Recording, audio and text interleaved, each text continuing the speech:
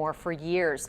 Animal rescue groups have been complaining that the St. Tammany Parish Animal Shelter needs to better care for the animals and find more of them homes. So today they rallied for their demands, and the parish president is responding. Meg Ferris has the story.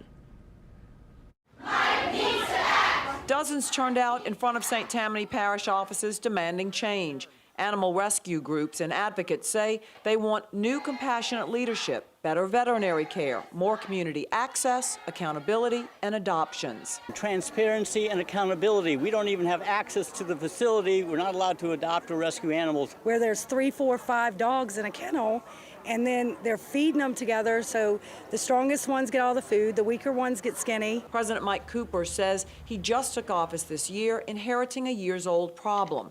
He got rid of the director and is taking applications to hire a new one.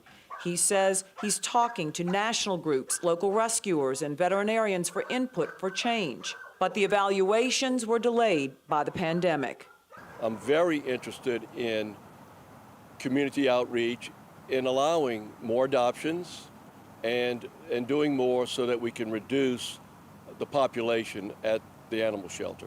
Big Sky Ranch Rescue in Folsom is one of the nonprofit animal groups offering the parish suggestions. The way the shelter functions here in this parish is somewhat dysfunctional because it is still operating out of the old paradigm of animal control. She says animals are warehoused, sometimes neglected. Spay-neuter programs need to engage residents, and partnerships are needed with animal groups. Or that the animals are coming into the shelter and they're not being properly cared for.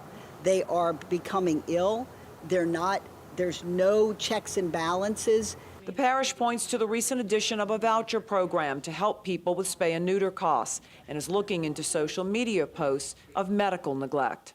Obviously, I do not agree that every photo and every statement that was made in social media is correct or substantiated. And while the parish president says he's committed to change after he gets the evaluation, advocates say they're ready to help it happen now. Meg Ferris, Eyewitness News. Well, to sign up in St. Tammany for a spay or neuter voucher for your pet, we do have a link on our website, wwltv.com.